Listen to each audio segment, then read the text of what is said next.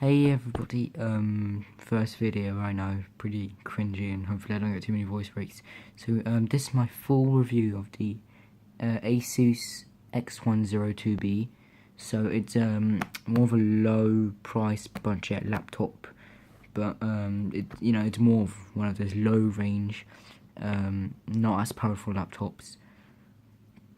So yeah, this will be a full review. I'll be talking about what packs under the hood, so the processing power, graphics, I think the materials it's made of, how fast is it, who it's for, that's quite important, the quality of the screen, the size of the screen, and how the I/O is, the quality of the typing experience too. So starting off, we have the I/O. Sorry for the really bad quality, you probably can't see any shit. So we have HDMI, VGA, that's the power port, sorry, oh shit, sorry, didn't film it, USB 3, so that's good to see. There's the vent for the air to come out, and this is a micro SD card slot. No, never mind, sorry, it's an SD card slot. Oh god, I feel stupid. So on the other side we have Ethernet, 2 USB 2.0 and a headphone jack. See, that's for the I/O. It's pretty tough to open this thing, especially with one hand. So this is the laptop inside. It's got an AMD A4 processor, clocked at an underwhelming 1 gigahertz. So yeah, it's not going to be insanely fast. It's pretty terrible, but again, its low price tag makes up for it. So the trackpad, I've been trying this trackpad.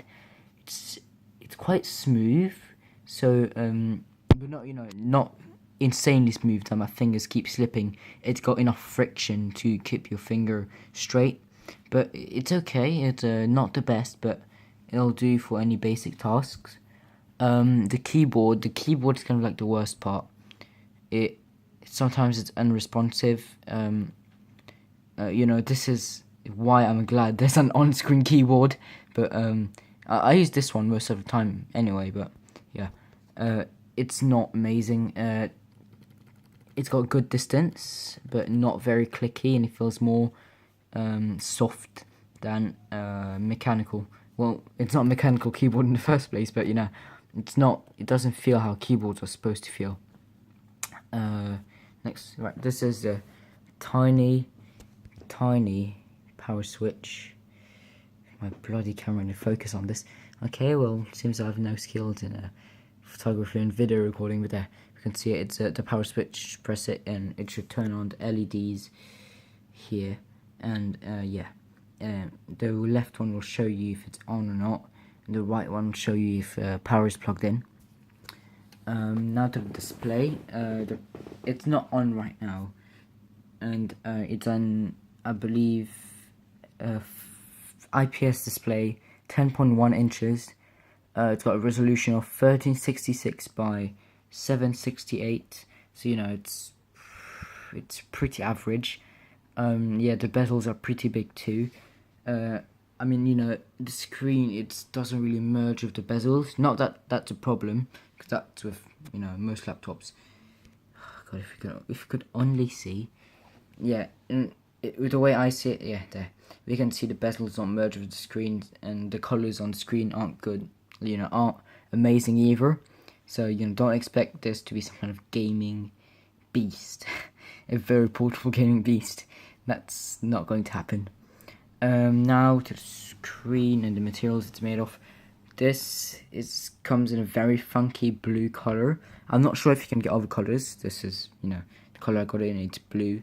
There's very little screen flex. It's a very rigid build, and the hinges are very hard, so you cannot lift it with one hand.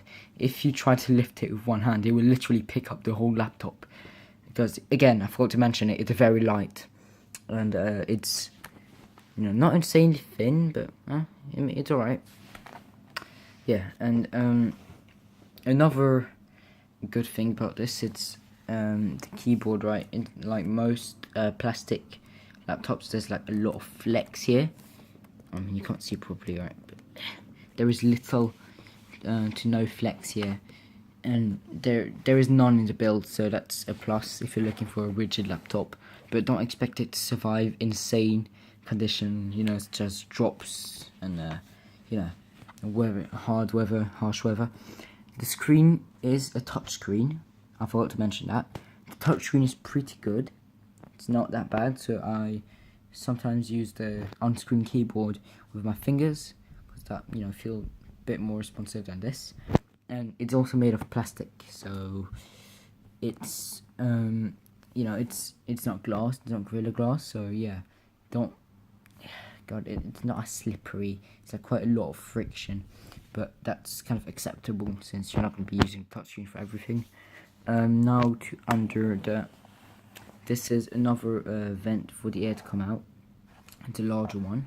It has 4 rubber feet, except 2 of mine were pulled out. You don't need to worry about that. There's also 2 speakers at the bottom. They're not amazing. They're less than average, so it's not going to be something you're gonna use for audio editing because it's very bad. But again, it's got headphone jacks, so you can use high quality speakers with it. This version, you know, the time I got it, it came with Windows 8.1, I believe, preloaded inside. So yeah, that's a plus if you're not, you know, if you're looking for something with Windows already installed. One big disadvantage: there is no CD slot. There just isn't one. Maybe I'm blind, but you know, I just can't find one. There isn't one. So yeah, it's kind of, you're not going to be able to put CDs in there. But again, there's a lot of USB. There's a USB 3 and USB 2.0. No, there's a USB 3.0 and 2 USB 2.0 ports. So that's that kind of makes up for it. And if you're on my overall conclusion on this thing, it's not good. It is not good. I haven't been able to show any usage, you know, because again, I'm holding the camera with one hand. I don't have a tripod, so if I had a third hand, that would be possible, but again, I don't. So this is a very funky laptop. I'd say it's good enough for, say, student. It's very cheap and it's got enough power to run programs such as, you know, Microsoft Word and write documents. It's good for the normal college student looking for very low price budget laptop. So this is, you know, good for them.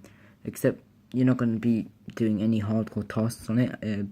It can barely handle 3 tabs on Chrome. So don't expect. This is more of a homework or, you know, business laptop that you want that's portable. It's not some kind of gaming beast, and you know, it's not going to run Overwatch and Battlefield 1 at high settings, 4K.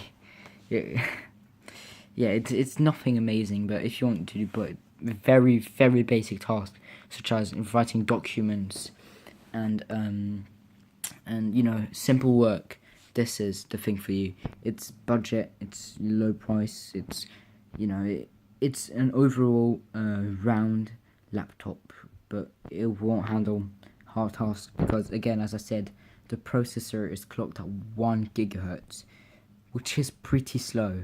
Right, I literally know smartphones faster than this, but again, it's a tiny laptop, and for the price, you can't even have, you can't criticize it. You can't even have expectations at this point because the price is so low. I think I had mine around £140. So yeah, it's very cheap. Yeah, so that was my review of the Asus x102b. It's, you know, over a round laptop for work and business. Hope you enjoyed. You know, leave a like and whatever shit they say before the end of the video. Yeah, bye.